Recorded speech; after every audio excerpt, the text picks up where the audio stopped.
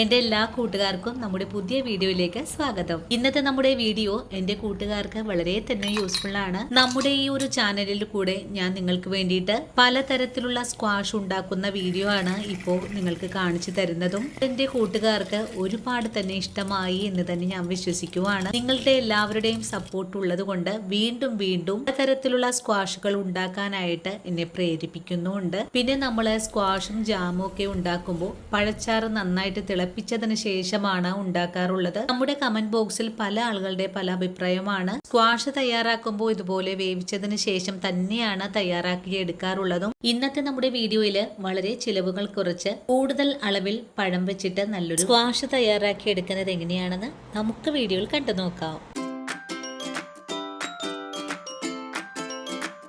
ഇനി നമുക്ക് പാളയംകോടൻ പഴം വെച്ചിട്ട് എങ്ങനെയാണ് പഴം പൾപ്പ് തയ്യാറാക്കി എടുക്കുന്നതെന്ന് നോക്കാം.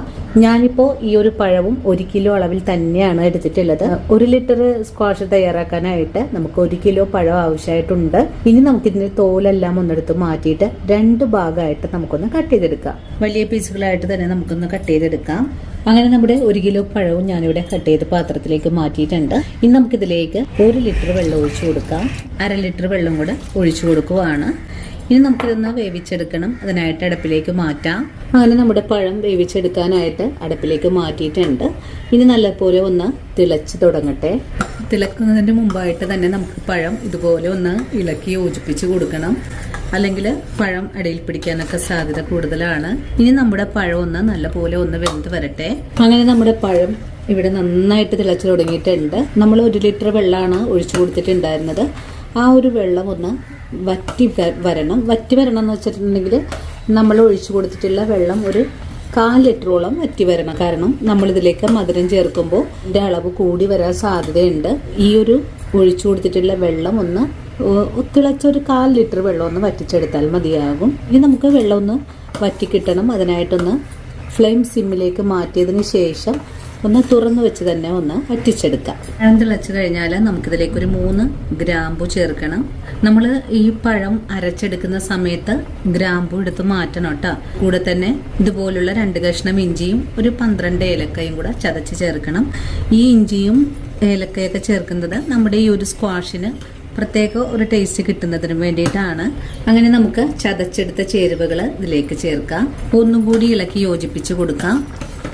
ഇനി 1 മിനിറ്റ് നേരം കൂടെ ഇതുപോലെ ഒന്ന് തിളച്ചാൽ മതിയാകും. അതിനുശേഷം നമുക്ക് ഫ്ലെയിം ഓഫ് ചെയ്ത് കൊടുക്കാം. ഞാൻ പറഞ്ഞു നമ്മൾ അരച്ചെടുക്കുന്ന സമയത്ത് ഈ ഒരു തോലുകളും അതുപോലെ ഇഞ്ചിയും അങ്ങനെയുള്ള കാര്യങ്ങളൊക്കെ എടുത്ത് മാറ്റിയിട്ട് അരച്ചെടുക്കണം കേട്ടോ.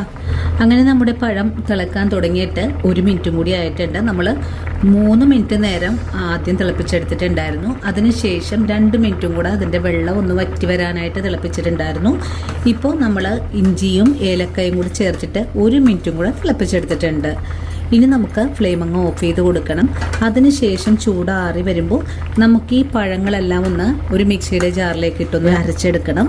കഷ്ണങ്ങൾ മാത്രം ഒരു മിക്സിയുടെ ജാറിലേക്ക് ഇട്ട് അരച്ചെടുത്താൽ മതിയാകും. ഫ്ലെയിം ഓഫ് ചെയ്ത് കൊടുത്തിട്ട് കഷ്ണങ്ങളുടെ ചൂടാറി വരാനായിട്ട് നമുക്കൊന്ന് വെയിറ്റ് ചെയ്യാം. അങ്ങനെ നമ്മുടെ പഴം ഇതുപോലെ ഒന്ന് ചൂടാറിയൊക്കെ വന്നിട്ടുണ്ട്. ചൂടാറി വന്നപ്പോൾ നല്ല കട്ടിയായിട്ടാണ് നമുക്കിവിടെ കിട്ടിയിട്ടുള്ളത്. ഇതിൽ നിന്നും നമ്മൾ ഇട്ട് കൊടുത്തിട്ടുണ്ടായിരുന്ന ഏലക്ക അതുപോലെ തന്നെ കറിയാമ്പൂല്ല ഞാനിവിടെ കോരി മാറ്റിയിട്ടുണ്ട്. ഇനി ഒരു മിക്സിയുടെ ജാറിലേക്ക് മാറ്റിയിട്ട് നമുക്കിതൊന്ന് അരച്ചുകൂടി എടുക്കാം. അങ്ങനെ നമ്മുടെ പഴം ഒരു മിക്സിയുടെ ജാറിലേക്ക് മാറ്റിയിട്ടുണ്ട്. നല്ല വെണ്ണ പോലെ തന്നെ നമുക്കൊന്ന് അരച്ചെടുത്തിട്ട് വരാം. അങ്ങനെ നമ്മുടെ പഴം ഇതുപോലെ നല്ല ക്രീമി ടെക്സ്ചറിൽ ഞാനിവിടെ അരച്ചെടുത്തിട്ടുണ്ട്. ഇനിയിപ്പോൾ അടിച്ചെടുത്തിട്ടുള്ള പഴം വേവിച്ചെടുത്ത അതേ പാത്രത്തിലേക്ക് നമുക്ക് മാറ്റാം. ഇനി ഒന്ന് നമുക്ക് ചൂടാക്കിയെടുക്കാം.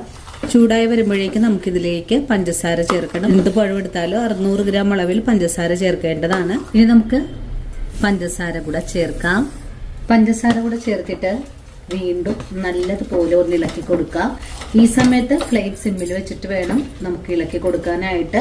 അല്ലെങ്കിൽ നമ്മുടെ പഴം പെട്ടെന്ന് അടിയിൽ പിടിക്കാനൊക്കെ സാധ്യത കൂടുതലാണ്. അപ്പോൾ ഈ ഒരു കാര്യം നിങ്ങൾ ശ്രദ്ധിച്ച് വേണം ചെയ്യാനായിട്ടും. ഇനി നല്ലപോലെ ഒന്ന് വെട്ടി തിളയ്ക്കുന്നത് വരെയുമാണ് നമുക്കൊന്ന് തിളപ്പിച്ചെടുക്കേണ്ടത്. അപ്പോഴേക്കും നമ്മുടെ പഞ്ചസാര നല്ലതായിട്ടൊന്ന് മെൽറ്റായി കിട്ടും.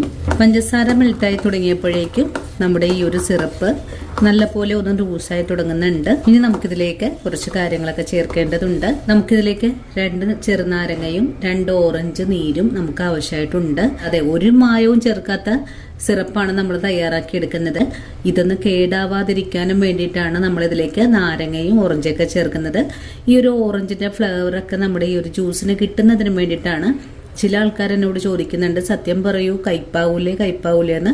നിങ്ങളിത് ചെയ്ത് നോക്കൂ, എന്നിട്ട് നിങ്ങൾക്ക് ഇതിന്റെ റിസൾട്ട് മനസ്സിലാവുള്ളൂ. പഞ്ചസാര കൂടെ ചേർത്ത് ഒന്നുകൂടെ തിളച്ചൊക്കെ തുടങ്ങിയിട്ടുണ്ട്. ഈ ഒരു പാകത്തിൽ നമുക്കിതിലേക്ക് നാരങ്ങാ നീര് ചേർക്കാം.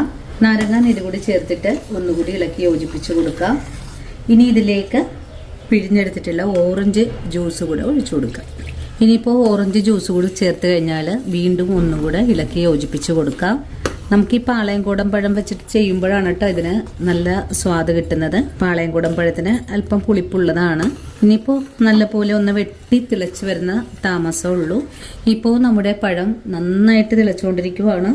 ഈ ഒരു അവസരത്തിൽ ഞാനിതിലേക്ക് ബട്ടർ സ്കോച്ചിൻ്റെ ഫ്ലേവർ കിട്ടുന്നതിനായിട്ട് ഞാനിതിലേക്കൊന്ന് ഒഴിച്ചു കൊടുക്കുന്നുണ്ട്. 3-4 ഡ്രോപ്സ് ഇപ്പോൾ ചേർത്തിട്ടുണ്ട്.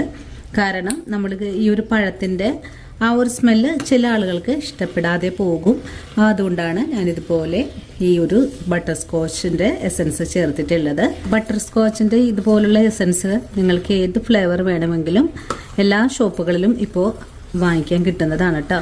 അപ്പോൾ ഇത്ര എളുപ്പമാണ് ഇതുപോലുള്ള ഈ ഒരു പഴം സ്ക്വാഷൊക്കെ നമുക്ക് തയ്യാറാക്കി എടുക്കാനും പറ്റുന്നത്. അപ്പോൾ ഇന്നത്തെ നമ്മുടെ വീഡിയോയും ഇത്രയേ ഉള്ളൂ.